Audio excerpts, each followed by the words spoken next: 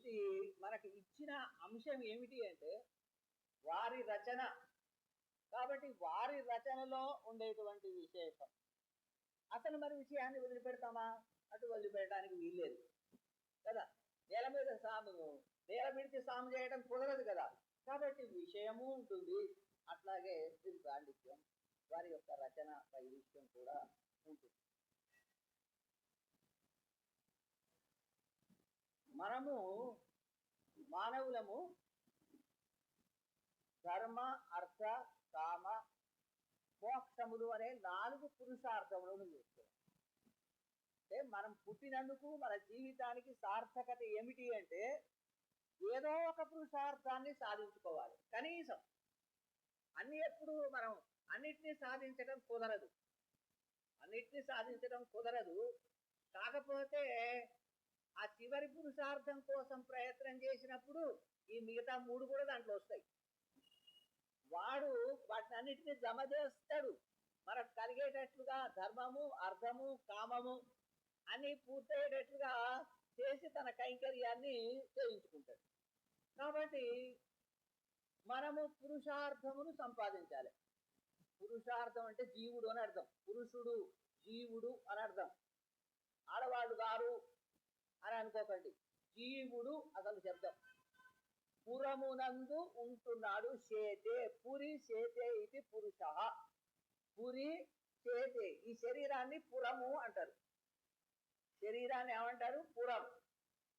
ఈ పురము లోపల జీవుడు ఉంటున్నాడు. ఎక్కడ ఉంటున్నాడు? హృదయంలో ఉంటాడు. అది మరి రాజుగారి భవనం కదా. ఊరు మొత్తం ఊరు పెద్దది ఉంటుంది, కానీ మరి రాజుగారికి ప్రత్యేకమైన భవనం లేదు. గుండెకాయ. ఆ గుండెకాయ లోపల ఆత్మ ఉంటాడు. ఆ ఆత్మ లోపల మళ్ళీ పరమాత్మ అంతర్యామిగా ఉంటాడు. కాబట్టి పురిశేతే పురుష,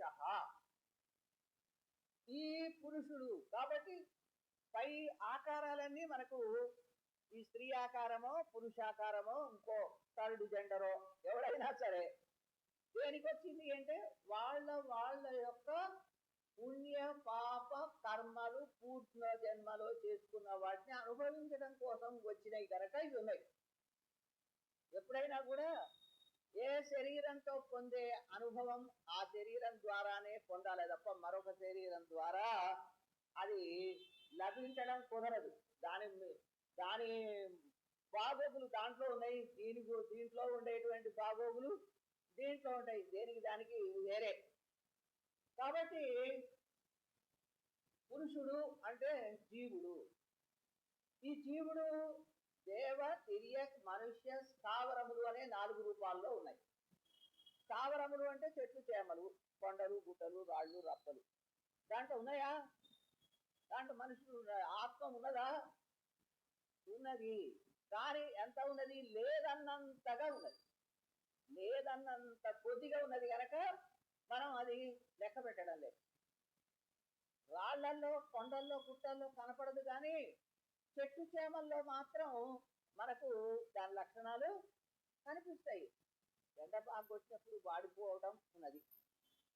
వర్షం పడ్డప్పుడు ఎంత నవనవలాడతాయి ఆ చెట్లు, ఆకులు చూడండి, చాలా బాగా కనిపిస్తాయి. ఆనందం ఉంది. కొట్టినప్పుడు, నరికినప్పుడు నీళ్లు ఆరడం ఉన్నది. మనకు ఆధునిక శాస్త్రం కూడా నిరూపించారు, సరిపోయి. కాబట్టి ఈ 4 రకాలుగా ఉండేటువంటి ప్రాణులలో, జీవులలో మానవుడు ఒకడే మేలు. అదేంటండి, దేవుడు లేడా? ఆ దేవతలు ఉన్నారు, కానీ వాళ్ళు భోగలాలసులు, నిర్మోహమాటంగా చెప్పాలి. ఏం భోగం?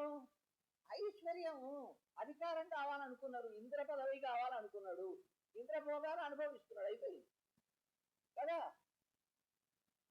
అందుకోసమే అక్షరాది మార్గంలో వీళ్ళంతా వచ్చి పడి దండాలు పెట్టి స్వాగత సత్కారాలు చేస్తారు. ఎందుకని? మీలాంటి బుద్ధి మాకు లేకపోయింది. మీలాంటి బుద్ధి మాకు లేదు. మేము వెనక జన్మలో ఈ నేల మీద పడి ఉన్నప్పుడైనా ఇవే భోగాలు కోరుకున్నాం.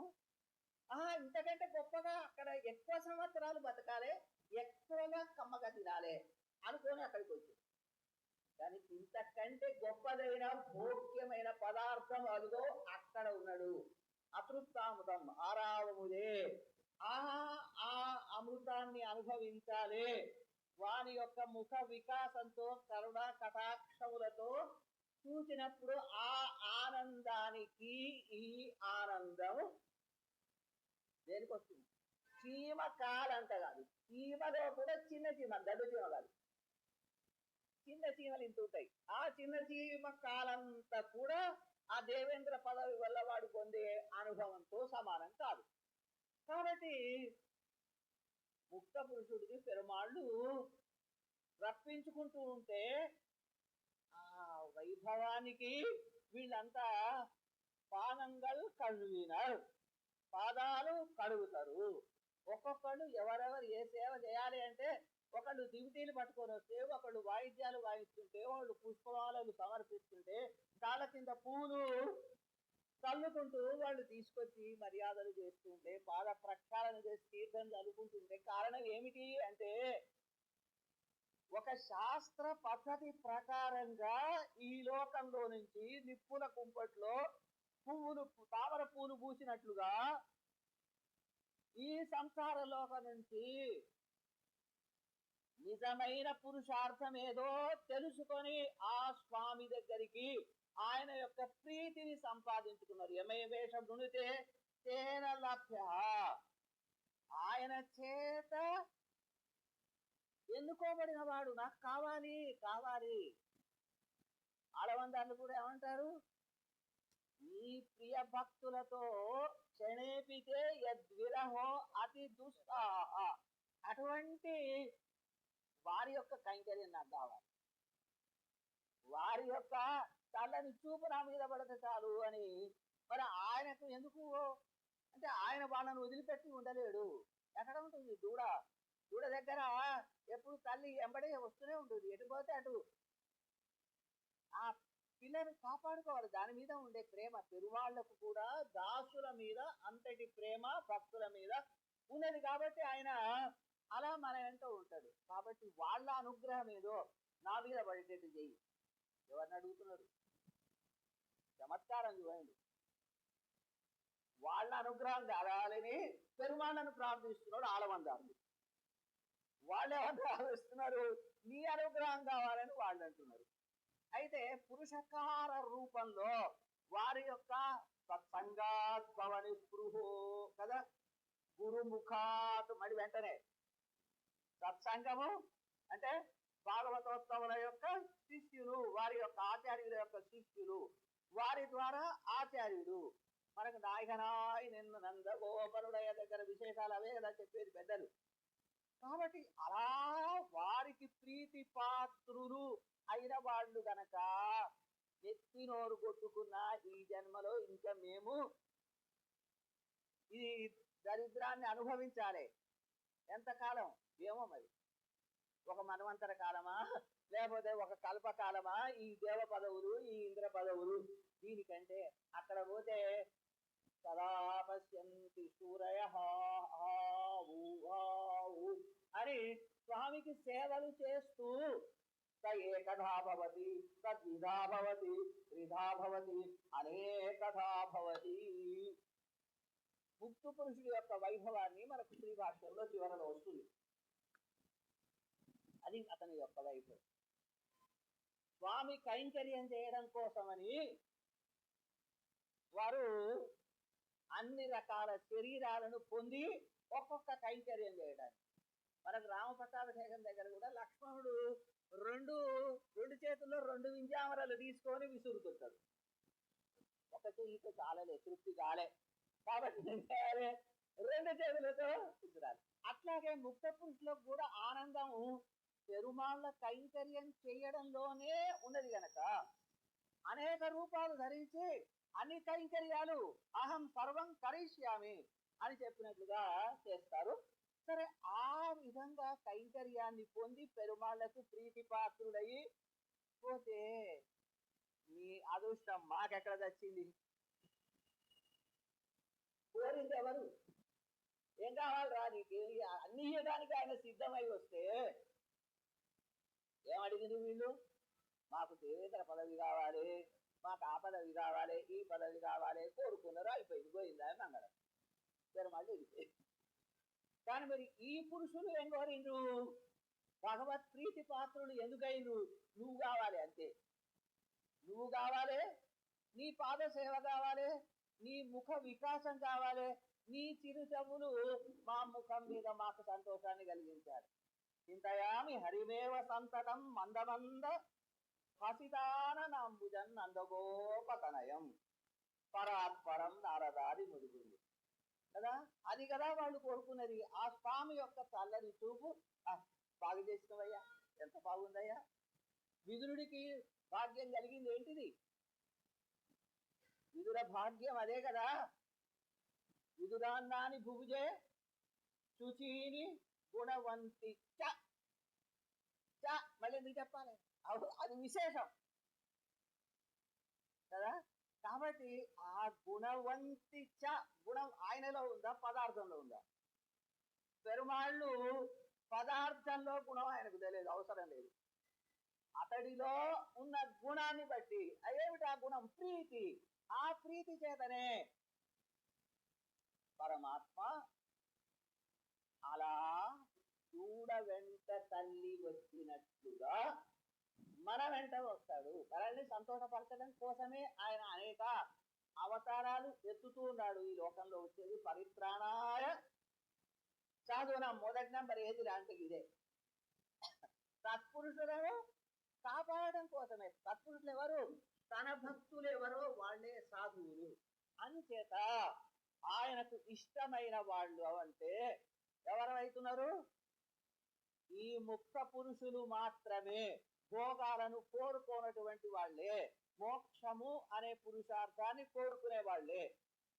ధర్మము, అర్థము, కామము ఇవి కోరుకుంటే ఈ కొన్ని రోజులకు అయిపోతాయి, 4 జన్మలకు అయిపోతాయి మాట. 5వ జన్మలో మళ్ళీ ఏంటిది? బయట తయారు కావాల్సిందే. వాడెవడో వస్తాడు కదా అట్లాగా మనం. కాబట్టి మనము ఏం కావాలి? భగవంతుడినే కోరుకున్నాం. మన పెద్దలంతా కోరుకున్నది అదే. మనకు ప్రహ్లాద, నారద, పరాశర, పుండరీక, వ్యాస, అంబరీష, సుఖ, చౌనక వాళ్ళందరూ కూడా, దాల్భ్యుడు మొదలైన వాళ్ళంతా కూడా కోరుకున్నది స్వామి యొక్క అనుగ్రహమే, స్వామి యొక్క ప్రీతి మాత్రమే, స్వామి యొక్క సాన్నిధ్యమే. అది మోక్షం. అయితే మోక్షం మోక్షం అంటే శరీరం లేకుండా పోవడమా? శరీరం లేకుండా పోవడం కాదు, ఆత్మ లేకుండా పోవడమా? మన మిత్రులు ఉన్నారు, మనకు దగ్గర మిత్రులు. ప్రచ్ఛన్న బౌద్ధ మకరాలయ మంథదండా. ప్రచ్ఛన్న బౌద్ధులు. ఈ ప్రచ్ఛన్న బౌద్ధులు వేదము, వేదవాదము అనే ముసుగు కప్పుకొని మేము బౌద్ధులము కాము అని చెప్పుకుంటూ బౌద్ధుల యొక్క సిద్ధాంతాన్ని లోకంలో బాగా ప్రచారం చేసి, వాడేమో నోటికొచ్చి నాస్తి అన్నాడు. వీడు అనడు కానీ ఆచరణలో చేస్తాడు. ఇది తేడా. కాబట్టి నిర్విశేష సిన్మాత్రం బ్రహ్మ అనడం అంటే అదే. అందువల్ల అట్లా కాకుండా స్వామి, స్వామి సాన్నిధ్యము, స్వామి కైంకర్యమే మోక్షం. మోక్షం అంటే అక్కడ పోయి సోష్ణుతే సర్వాన్ కామాన్ సహ బ్రహ్మణ విపశ్చితేతి.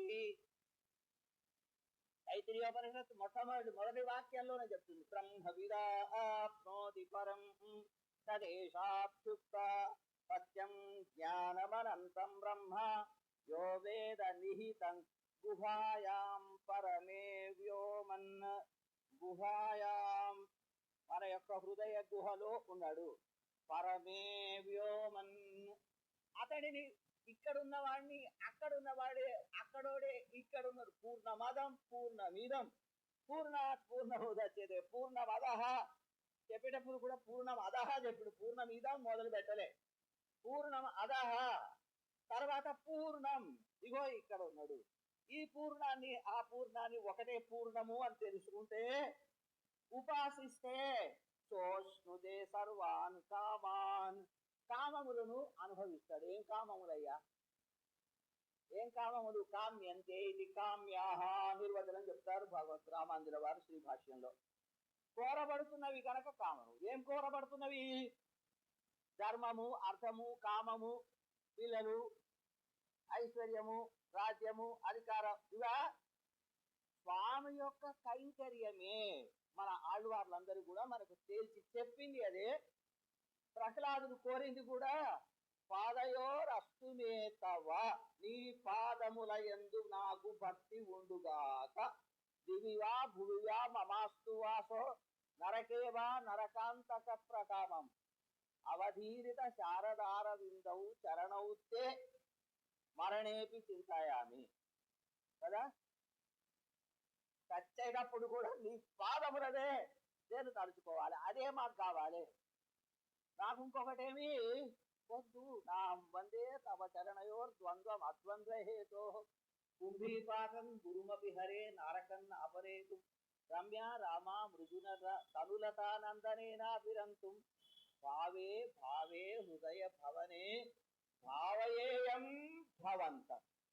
నిన్నే తలుచుకోవాలి, నీ పాదముల దగ్గరే చేరాలి, నీ పాదములకే సేవ చెయ్యాలి. ఇదే ముక్తి అని తేల్చి చెప్పినారు పెద్దలు, భగవద్ రామాంజుల వారు, ఆళ్వారులు.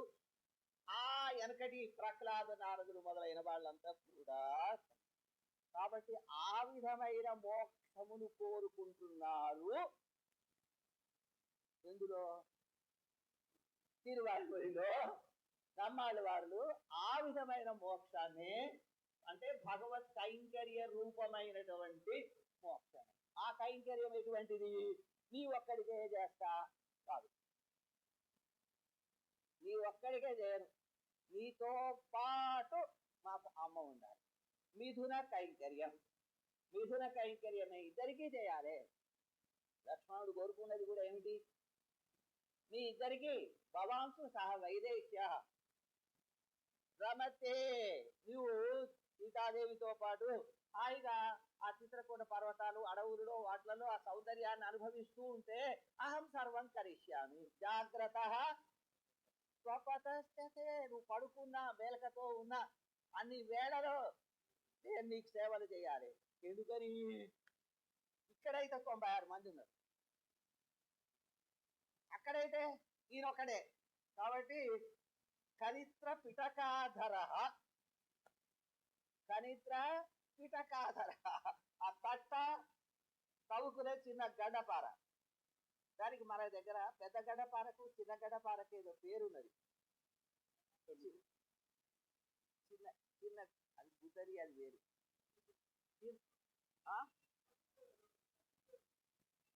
తప్పుకోరు కాదమ్మా, వేరే పదం ఉంది, వేరే పదం ఉంది. గడ్డపార పెద్దది కాకుండా చిన్నగా ఉంటే వేరే ప్రయోగం ఉంది. ఆ పదాలు పోతున్నాయి. కాదు కాదు కాదు కాదు కాదు, వేరే తెలంగాణ పదం వేరు. అయితే ఆ విధంగా కైంకర్యమే నిజమైన మోక్షము. ఆ మోక్షాన్నే మానవుడు కోరుకోవాలి. పశువులు మొదలైన అన్ని కూడా అవి పూర్వజన్మలో చేసిన వాటిని అనుభవించడం కోసం పుట్టినవే తప్ప మళ్ళీ ఏమీ చేసుకోలేవు. ఈ జన్మలో అవేమీ చేయలేవు, ఆ పాత ఇదాల్సిందే. మానవుడికి ఒక్కడికే విశేషం ఉంది. దేవతలు ఉన్నారని చెప్పుకున్నవే, ఆ దేవతలకు కూడా అక్కడ పోయి నేను ముక్కు మూసుకొని తపస్సు చేస్తా అంటే మెడలు బట్టి దొబ్బు దొరికింది. కాబట్టి వాడు అక్కడ తపస్సు చేస్తా అంటే లేదు, వ్రతాలు చేస్తా అంటే లేదు, పూజలు చేస్తా అంటే లేదు. మరి ఎవరికి ఉన్నది? మనకొక్కడికే ఉన్నది. మానవులకు ఒక్కళ్ళమే ఈ జన్మలో గత జన్మలలోని భోగాలను లేదా దుష్కర్మలను రెండింటినీ అనుభవిస్తాం. మళ్ళీ రేపటి కోసం సంపాదించుకునే శక్తి కూడా, జ్ఞానం కూడా భగవంతుడు మనకే ఇచ్చినాడు. కనుకనే ఇది కర్మభూమి. ఇది కర్మభూమి. మిగతాది ఆ మధ్యన ఒక ఆయన అడిగింది, మాది కాదా అని. మీరు భోగభూమి అంటే అది, మీరు భోగాలు అనుభవిస్తారు. మా భారతదేశం ఒకటే, భారతదేశం ఒకటే. కర్మభూమి ఏంటి? మీరు భోగాలు అనుభవించడం కోసమే ఇక్కడ వదిలిపెట్టి అక్కడికి పోయిందని మేము అన్నాం. కాబట్టి కర్మభూమి ఇక్కడ మళ్ళీ చేసుకొని మనం భగవంతుడి దగ్గర, అది ఉత్తమ జన్మ అనుకున్నా దేవతల కంటే నిజంగా అందుకోసమే వాళ్ళు అక్కడి నుంచి వదిలిపెట్టి ఈ తిరువెంకటముడయాని దగ్గర కైంకర్యం సేవలు చేస్తున్నారు అని ఈ ఉలముండ పెరువాయలో ముక్త భోగ్యత్వాత్, ముక్తులైన వాళ్లకు భోగ్యుడే, వాళ్ళు కూడా వచ్చి ఇక్కడ చేసుకుంటారు, సేవలు చేస్తుంటారు. ఆ కొండ మీద ఆళ్వార్లు, మొదలాళ్వార్లు వగైరా అక్కడ ఉండే వాళ్ళంతా కూడా ఆ పోతులు, గీతులు, పప్పులు, పశువులు ఇవన్నీ కూడా ఏవి అంటే ఆ దేవతలే ఈ రూపాల్లో వచ్చి అక్కడ పడి ఉంటున్నారు అని. అందుకని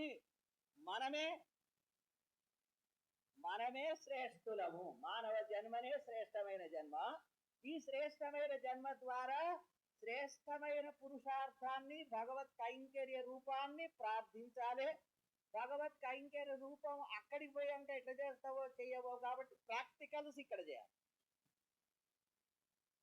ఇక్కడ పెరుమాళ్లకు పొద్దునే లేచి సుప్రభాతం పాడు, తర్వాత కావలసినటువంటి పుష్పములు సమర్పించుకో, పండ్లు తెచ్చుకో, కావలసిన ఎన్ని అందించుకొని స్వామికి ఎప్పటికెప్పుడు ఏ విధంగా ఆ కైంకర్యాలు ఇక్కడ చేస్తే ఇంకా పనికి వచ్చింది. అప్రెంటిస్ అయిపోయింది కాబట్టి అపాయింట్మెంట్, ఏమంటే అక్కడ అపాయింట్మెంట్, అక్కడ పోయి సేవలు చేయడం అన్నమాట.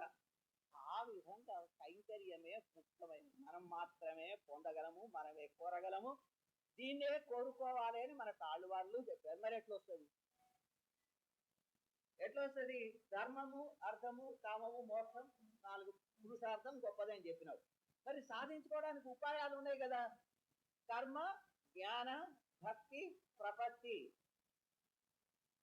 4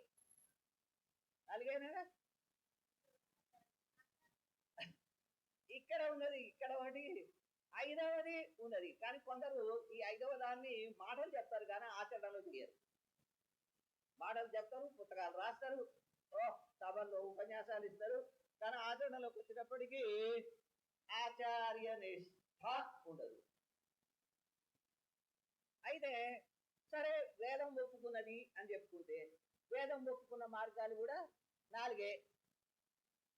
వేద సారం పిండి మనకు ఆచార్య నిష్టను 5వ ఉపాయాన్ని, పంచమోపాయాన్ని మన సిద్ధాంత కర్తలు, మన ఆళ్వార్లు మనకు చూపించారు. మరి ఇక్కడ నమ్మాళ్ళు వారు ఏం చేస్తున్నారు? ప్రపత్తి, శరణాగతి అనేటువంటి ఉపాయాన్ని ఆధారంగా చేస్తున్నారు. ప్రపత్తి ఎవరి దగ్గర చేయాలి? ఆయన ఒక్కడి దగ్గరే కనుక చేస్తే అది ప్రమాదం. ఎందుకని? ఆయన నిరంకుశ స్వతంత్రుడు. నిరంకుశ స్వతంత్రుడు అంటే ఆయన పైన ఎవరు లేడు. నతత్ సమస్యాప్యధికస్యదృశ్యతే పరాస్య శక్తి వై వివిధైవ క్రియతే స్వాభావికి జ్ఞాన బల క్రియాచ. ఎవరిని అడుక్కొచ్చుకున్నవి కావు, ఎవడు ఇస్తే వచ్చింది కాదు.